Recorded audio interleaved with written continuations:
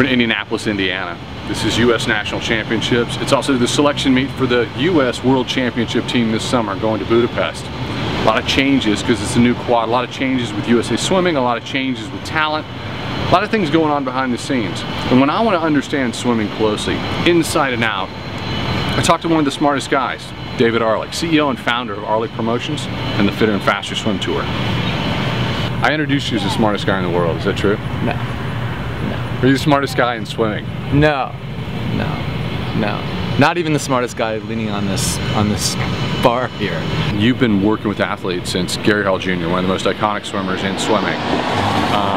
It's 2017 post-Olympic year. What are you doing in Indy now? Well, Gary actually just ran his first clinic in a long time for Fitter and Faster this past weekend in San Jose, which was great. I love coming to nationals, watching the competition, seeing the families.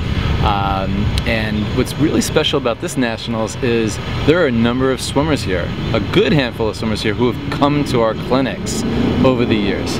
And there's nothing more heartwarming than this. You know, we just walked in and we saw Destin Lasco and his family, his coach, and it's just such a great feeling to see the elite athletes that we work with as clinicians, and then also participants in the tour doing the events as well. You brought up the Fitter and Faster Tour, and I love the business side of swimming, and we were breaking down some numbers, but we were trying to figure out, based on what's been reported and what people will talk about, who generates the most revenue in swimming for athletes. Speedo, Tier, Arena, the big swimwear brands, Adidas. But Fitter and Faster was on the table, and I figure if anybody knew, you would know. Well, based on what I know, having done many endorsement deals for athletes in the sports for over the past decade, we believe that Fitter and Faster is third, right behind Speedo and Tier, in terms of generating income for elite level swimmers across the spectrum. Olympians who have competed multiple times at the games, to athletes who are striving to make their first games, and of course we work with many athletes who have competed and have now retired from competition. In this day and age, with people talking about pro leagues and people are also talking about, you know, unionizing as athletes, it's kind of a frothy time. But if I'm somebody who went to the Olympics, I didn't medal, but I just graduated from college, what can I count on in terms of building a business and earning income?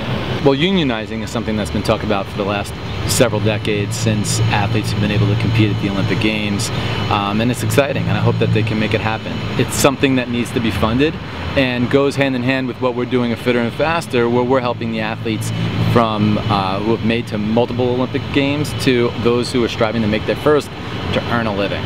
You know, what we do at Fitter and Faster complements other income that they can generate through swimsuit deals, sponsorships with major corporations, and you know, but what's really especially nice about Fitter and Faster is we're funding 30, 40 different swimmers who compete at the elite level or who have competed at the elite level and help promote the sport all throughout the United States. If you're stepping into this new quad though, everything feels different. USA Swimming has new leadership, a lot of new talent emerging. Look in the crystal ball, tell me what we can expect between 2017 and 2020 that's going to be impacting this new talent. I'm very enthusiastic about Tim Hinchy coming on as CEO of USA Swimming. He's got a great background at MLS, Major League Soccer. He's going to be very focused on the financials. I believe he's going to do a lot to bring more money into the sport.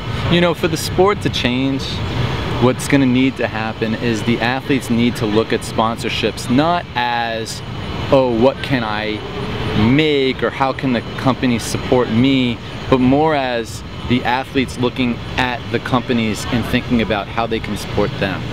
What is the value that they're bringing to the companies, and therein will be the returns for the athletes. And that's a hard thing to accomplish right off the bat. And it's very difficult, particularly for a young college swimmer perhaps who may have just made an Olympic team and was a relay swimmer or didn't win a medal individually or something like that to handle. However, the opportunity is there with patience, with finding the right sponsorships, not by accepting lowball deals for a small amount of money or advertising, you know, some free giveaway or a hair product or a pair of shoes that you may have gotten for free. You need to understand what your name and likeness is worth before you go putting photos up on Instagram or Facebook and things like that. Understand that you can be positioned to drive tremendous value for these companies. We just ran into Destin Lasco, who's a guy, you know, he's got a lot of age group national records. He's a star, which is kind of a new phenomenon now. You know, if I'm a star and I'm young, you know, how do I get primed if I want to have a long career, a pro career, a lot of Olympics, especially in this age of social media? What it takes to become a champion remains the same today as it was 15, 20, 30, 40 years ago. It takes an inquisitive athlete. You know, you want to know what the other athletes are doing, you want to learn from them, you want to learn from other coaches, and in this day and age of social media and YouTube, you get to see what the other athletes are doing. You get to see their stroke, their underwater, and things like that. You know, I feel that if you want if your dream is to become an elite level athlete, be inquisitive. Work with other coaches, go to clinics, use social media as a tool by which you can learn more. My advice is not to use social media to put your life on show. Especially at a young age, there needs to be a sense of privacy. I think that's a very important thing. I feel that there's so many Instagram accounts out there now, Facebook accounts where people are just, you know, almost like they're showing off for their friends. You know, here's what I did, here's what I ate, here's the new, you know, pair of shoes I got, or whatever it is. And, you know, it needs to be handled delicately, particularly as you're young. I think that's something that needs to be taken into consideration.